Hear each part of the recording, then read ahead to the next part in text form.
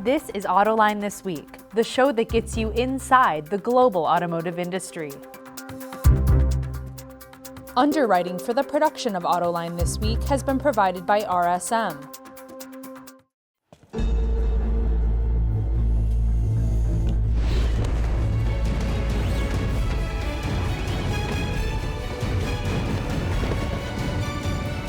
Prepare for challenges specific to your business by working with trusted advisors who help turn obstacles into opportunities. Experience the power of being understood. RSM, Audit, Tax, and Consulting for the Middle Market. And now, here's your host, John McElroy. Thanks for joining us on Autoline This Week. Today's show is all about how do we get the auto industry back into action again, back on its feet. Recently, automakers started building new cars and trucks again, which is great, but there's going to be a big hole to fill to get things back to normal. And remember, the auto industry employs in the United States almost 1 million people. And when you add up all the economic activity it generates, it comes to almost $1 trillion. So the faster we get the U.S. auto industry back on its feet, the faster the U.S. economy gets back on its feet and vice versa. So today I'm bringing in 3 people to get us 3 different points of view of what's going on. Debbie Dingell is the U.S. representative for Michigan's 12th district, and she's going to be giving us a political view of what's going on. Julie Fream is the chief executive officer for the Original Equipment Suppliers Association, and Steve Finlay is with WardsAuto dealer and has got a great view of what's going on the retail side of the business. And I want to thank all 3 of you for joining me today. Thanks, John. I was going to wear a mask to induce the president to wear one in Ypsilanti when it shows up, but well, no need to wear a mask with us all being remote today. But Debbie, let me start with you. I'd love to know what you see going on in Washington. You've been very involved in a bipartisan effort to get money and assistance to automakers, suppliers, and the like. Can you give us a snapshot of where that stands right now? So, John, and I've been working with Julie a lot, so it's good to see her here. I view this as the ecosystem. Many people want to compare this to 2008, and this is not 2008, and it's not the same issues. So we have to do, I divided into 3 categories. One, we're witnessing this week, which is the reopening of both the suppliers and the car companies safely, putting protocols into place that keeps workers safe. We've not had formal OSHA standards, but I have spent a great deal of time with everybody trying to ensure that they have what they need, keeping people talking to each other. And this week really matters. I think Rory Gamble, the president of the UAW, is rightly worried about people going back into the plants and listening to the protocols and following the protocols that have been put into place, which is why it does matter if the president wears a mask or not when he's in the plants. This is week 1. I think that many people have the worry that people will begin to get a false sense of complacency and not do what they have been told that they need to do when these plans were put together with both labor and the autos. So that's phase 1. 2 is what I've been working with Julie a great deal, liquidity for not only the OEMs, but the supplier community, particularly tiers 2 and 3, so that they have the money that they need to operate. And we're trying to get the Main Street program that was passed in the first CARES 1 bill, Treasury, to help make some of those dollars available. And are also working with the OEMs to make sure they're trying to help suppliers, but also make sure they have the liquidity that they need. Once we get those 2 problems, we're up and we're producing, then you got to worry about the demand side. There's no agreement on what needs to be done for an economic stimulus package. Should it just be autos, or should it be for larger consumer products like furniture and appliances as well as vehicles? Lots of discussions. And the one thing that I think matters is keeping everybody together, because if we don't stay together, if there isn't common ground in the ecosystem of the industry itself, you will never get anything through Washington. Yeah, no, that's a great point about how the industry's got to work together. And Julie, Debbie raises a really good point vis-a-vis suppliers, liquidity. As you know, the automakers don't pay their suppliers until 60 days after they've received any parts and components from them. So even though they've gone back into production right now, it's going to be a couple of months from now before they get paid. So what are you hearing from your members, and what are you looking for from Washington in terms of help? You're exactly right, John. It is 60 days until they get paid, and they haven't shipped for 60 days. So they really have no incoming revenue for the next 60 days. Yet they have to pay labor as we start up. They had to incur the startup cost to put all the safety protocols in place. And then they also have to buy all their raw materials. So a very expensive time as they restart their businesses. And this is where it's different than 2008 and 9, because in 8 and 9, we never fully shut down. Here we shut down for 60 days. It's really going to take its toll on the supplier community. Yeah, is there any glimmers of help that you see out there vis-a-vis automakers, maybe the lending institutions or the government?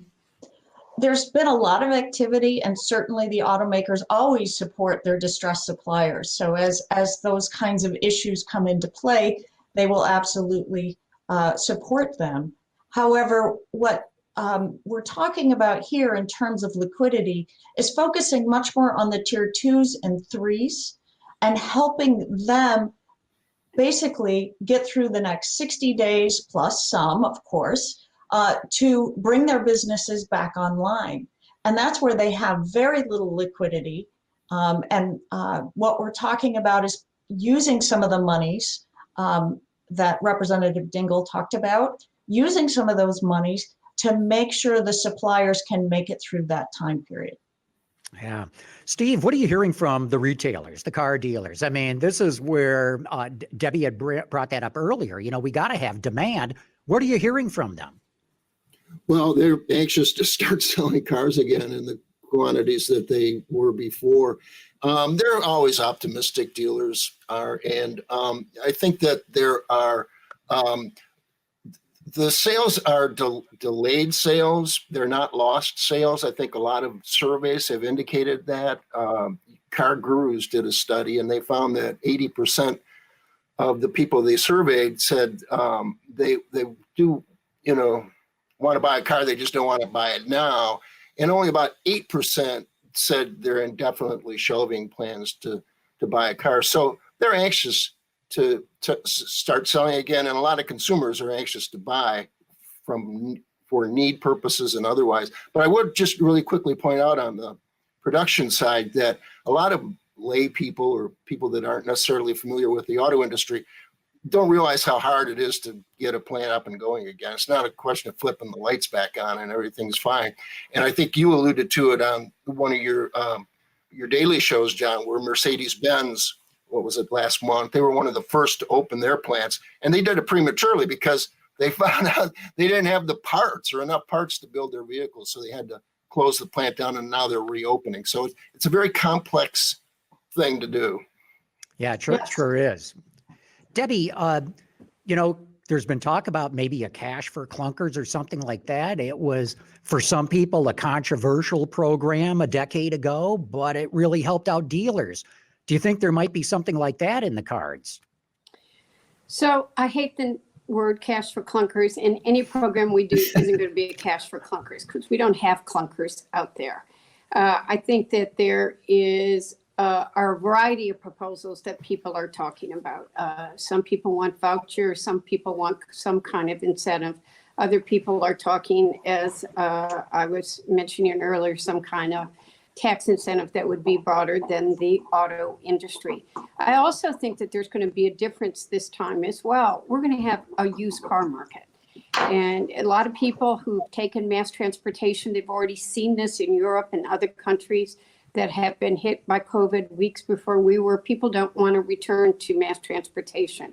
So many times they're buying their first vehicle, even if they're in their 40s or their 50s. So you're going to see a used car market out there too. I think there are a number of ideas on the table, and there's nothing that's going to pass that doesn't have agreement by the industry and doesn't have a bipartisan agreement, because we have a Democratic House, a Republican Senate, and a Republican White House. So we're all working together to see where there is common agreement. I will tell you the other challenge is going to be that nobody is going to help incentivize or drive demand for what they consider to be a foreign manufacturer. And that the definition of what a foreign manufacturer becomes more complicated year after year. John, can I ask the Congresswoman a question? Yeah, please, Steve. Well, two questions, actually. One is, how much bipartisanship do you sense in this thing? Are there differences according to the parties?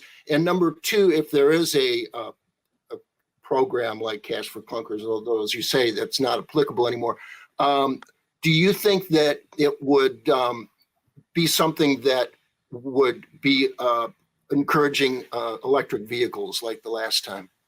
So I'm talking to my colleagues every single day who want to put in environmental regulations now. And we're going to be looking at, I've already got colleagues that want to call it the automobile stimulus package and put EV tax credits, et cetera, into the bill right away. And we need to look at that. We know most of the manufacturers are looking at going there. But I'm trying to tell everybody that there's an immediate short-term need, that for 6 months, we got to make sure that these companies are operating, that the suppliers are solid, dealers are moving product out of the showrooms. And quite frankly, people don't have confidence in electric vehicles right now. They don't trust the range, and we don't have the EV infrastructure that we need to do. So trust me, my leadership, Democratic leadership, both the House and Senate, want to put that in there, and we need to look at that longer term, but I'm trying to just make sure we have a stable industry right now. And I would actually say there's disagreement intra-party too, about whether anything should happen, and probably in both parties. Fred Upton and I are working in a very bipartisan way. We did get a letter that had more than 50 people were impressed with the bipartisan nature of the letter that Fred and I led. So I am working and putting together a bipartisan coalition. Not everybody in either party likes bipartisan coalitions. I'm a pragmatist. It's not going to happen without it. Yeah, I totally agree. It's got to be from both sides of the aisle, or it's not going to move forward, or it's going to take forever, and then we're in deeper trouble. But I will say that Nancy Pelosi and Steny hear me, listen to me, know I'm the car girl, and they're watching closely. I think they are. Steny really was critical as was Nancy. They were both critical in 2008. They understand the industry. I think Nancy the speaker is probably nervous about industry specific, but she hasn't said it. I mean, they did aviation, but we don't even there isn't something that all the autos want or are asking for yet. Right now, we're focused on liquidity and working with Julie and others to make sure that's problem 2. Let's get through that. Then you move to stage 3. Yeah, Julie, let's talk about that liquidity a little bit more. Recently had a show with the consultant Paul Eichenberg on. Mm-hmm. He's saying he expects to see twice as many bankruptcies amongst suppliers. Now, this is global, not just in the U.S., than we saw during the Great Recession. How does the OESA see this going? I don't know about twice as many, but I certainly think we're going to see some suppliers in distress. Our recent survey indicated that over 20% of the suppliers had less than 8 weeks of liquidity left if they didn't start up. So that gives you an idea of how tight some of these manufacturers are. And it really is the tier 2s and 3s that are struggling here. It's not the ones that are fully capitalized that can go to the market and issue bonds and generate capital. It is these small, privately held, 100-people companies that there are thousands of them that support the industry. And that's where we need to bolster, help those companies make sure that they can make it through the next 60 days and then beyond. As Debbie Dingell indicated, we've got to do that. And Debbie, that is so key. One of the points I wanted to make on the restart here is that it was so important that as a North American region, we did it all together and we all worked together. And this is to your point, Steve, about Mercedes. A part of the supply base wasn't ready, and it was across the entire region. Really, it's global, but we had to make sure that we could do this in a comprehensive way. So there's been a lot of time spent here in the US pulling the suppliers together here, but also with Mexico and with Canada, and making sure that we are connected and starting together. One other comment I wanted to make on the EV issues is it's really hard to convince people to buy an EV when gas prices are where they are right now.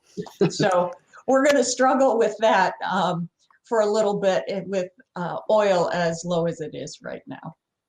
Which is going to be a problem, by the way. Well, we're going to struggle, and we get that the demand isn't there. Look at what sales were in March, the sales of trucks. The consumers feel like they want something that's big and safe. Yet there are many elected officials, many policymakers that do not think that that's acceptable. So while we know the demand's not going to be there because of lower gasoline prices, that the internal combustion engine is not politically acceptable to them. So that continuing pressure to move to zero carbon emissions is still going to be there. And this industry is going to have to focus on that. And if there is a change in administration in November, the real world is going to descend on them very quickly. Yeah, No Steve, question, we have to continue that focus. Sorry, John. Yeah, no, that's okay. Steve, I've got a question for you. We're seeing the retailers, the car dealers, doing a lot of online selling, promising people that they'll have contactless delivery. Do you think that's going to be more the norm as we come out of this? I mean, so much of us do so much online shopping anyway. And as you know, most consumers really don't like going to a car dealership. So could this flip that? Yeah, well, I asked that question of a number of people, and the answers ranged from, yes, this is good, we're diving into the new world and we're not going to go back. And then other people said they think that there will be sort of a retrenchment when things open up. I do believe that people have tried it and found out that it works. At some point, they've discovered that people actually, once they have done all their homework and selections online, they like going into the dealership and they want to meet the car and they want to meet the person that's selling them the car. Now, they don't want to wait 4 hours, to go through all that, but nor should they if they've done all that work online. So, yeah, I think that there's unwittingly these advancements towards online car buying or shopping and researching that there weren't before. So I suppose that's good, but we'll see where it goes if people will just go back to the way they did it before, or if they'll dive into this thing completely. It's an intriguing concept, though. Yeah, no, I like what you said. When I said people don't like going to dealerships, you're right. They don't like going for hours to fill out paperwork. Yeah. They're very excited to go pick up their car and drive it home. That's absolutely true. Part that takes place at the dealership. I'll make another observation. Cars, in a way, are like, for a woman, clothes, where you got to see what they look like on. You can do all your online research. I think you're going to see more online research, but people don't feel how they fit with that vehicle until they try it out. And I think that's one of the most expensive expenditures they make every few years. And I think you're going to find that they're going to want to physically see that vehicle when it's safe to go back to it. Yeah, you're absolutely right. Debbie, you've been talking about a number of different industries and all. I got to believe everyone's knocking on your door, knocking on Congress's door, saying we need help right now. I got to believe it's not just the auto industry. Well, I'm the car girl. I'm focused on the industry, but I spend, tonight's Wednesday night. Every Wednesday night, I'm on the phone with the same group of small business owners who are scared to death. They've gone through various phases. Some are still trying to get PPP. Others are, how do we reopen? Some of them are restaurants. Some of them are small clothing businesses. Every industry, every business has got its own set of challenges. Until we have a vaccine, there are certain things that we're still going to be doing. And one of them is physical distancing, managing the spacing in your store. So a lot of people are worried. From the very tiniest, I've got businesses of 2 or 3 people, to businesses almost as large as the auto industry. Look Debbie, at what's happening in retail. Yeah, Debbie, as you know, the auto industry jumped up and volunteered to start making respirators, ventilators, masks, and all this sort of stuff before the government even asked them to do so. Does that count for anything in the halls of Congress when the industry comes looking for help? Well, first of all, I don't think the industry's looking for help. All they're looking for is a little hand up. This is not a bailout. I will not hear that word or handout. But I think that, we were the arsenal of democracy in the 40s, and we're the arsenal of health in 2020. And I'm really proud to represent this. I remind people of all the time. We had a hearing today, virtual hearing, with the former head of the National Stockpile who just left, about how we ensure that we have the capability to respond to these pandemics. How do we make sure we've got the capability to have the product we need? And one of them is, do we have manufacturers such as the autos ready at the turn of a dime to produce what we may need in massive products? So I make sure everybody knows what GM, Ford, and Chrysler's been making the PPE equipment, and they've all been donating it to hospitals as well, and to frontline workers. I think we all need to remember how important this industry is to the backbone of America. Yeah, Julie, GM, Ford, and Chrysler have been involved in that, but so have Tier 1 suppliers. And I got to believe that you, as the head of the OESA, were involved in this effort. We were very involved in the effort in helping to put health and safety guidelines together. We worked across the entire industry with Tier 1 suppliers as well as OEs to get those put together, to get those published, to establish a set of resources that the industry could use. Beyond that, at OESA, we also helped GM disseminate their line plans, the actual assembly equipment plans for masks. That is available to automotive suppliers on our website. They can go and download that equipment, the entire process for putting that together, as well as there are a number of suppliers that have loaded their health and safety plans right on our website, and they're available to all suppliers. So we've been very involved in that. I wanted to go back to a point that Debbie made. It's really important that we recognize what we're talking about is, in essence, a short-term loan to help these companies through a extraordinarily difficult period. This is so different than 2008 and 9, and it's really important that that is captured and explained and understood by all of Congress and by, I think, in general, the U.S. population. It's just a different situation. Well, Julie, I think I know the answer, but what's the difference? From the standpoint of where these companies are right now, they simply have no receivables coming in. So they are receiving no cash. They built and shipped nothing the last 60 days. Given that, they need to start back up again, they've got to spend the monies necessary to start back up. And that's the help they need. It's not that they're not profitable in the long run once they're up and running again. It's just the short-term need that they have. Versus there were a lot of challenges in the marketplace in terms of profitability, infrastructure, capital spend in 2008 and 9 that were not balanced. Yeah, you're right. Debbie, I think you were about to add something there. Well, no, I was going to say that people need to understand, Julie said it, it's a matter of cash flow. And quite frankly, 2008 was the result of mismanagement. This isn't mismanagement. This is one of those life-impacting events that nobody anticipated, and we just have to get through it, and we have to get through it together. Yeah, I think, we're not even through this thing right now. Who knows when we will be through it, but I think it's torn about a $5 trillion hole in the U.S. economy. Yeah. And unless that gets plugged, boy, things are going to be grim for a long time to come. Well, the chairman of the Fed said that we need to spend money now, and we need to be investing now to keep our economy strong. And I wrote on my blog this morning, I went back last night, I didn't sleep. I was going back and reading the history of the New Deal and FDR and the creation of an infrastructure program and the creating of jobs, and the men and women that worked felt like they were giving back to the community, and they made an income and they gave back.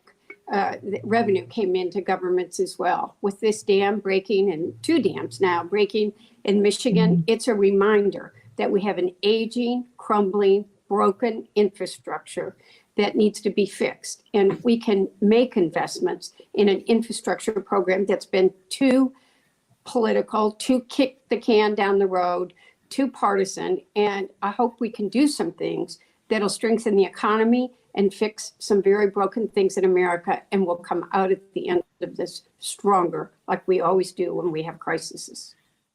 Steve, we've got less than a minute left. Another question or a comment? No, I just, for the life of me, I never thought that the economy would be affected by a virus this way. It's still, I'm trying to get my head around it. Still, if you look at the world of economics, I don't think you see too many times where the entire world is affected by something like this economically. I mean, it is, in other ways, but so, yeah, it's a different situation, but in some ways, we're still using the same solutions, which is good. And what the Congresswoman just said is very reassuring. Yeah, I like the way that you ended up there, Debbie, and I want to thank you for being on the show today. Very much appreciate it. Julie Fream from OESA, Steve Finlay from WardsAuto. Thank you, guys. Going to be fascinating to watch as this all rolls out. Thanks for your time again. Thank you. Be safe. Underwriting for the production of Autoline this week has been provided by RSM.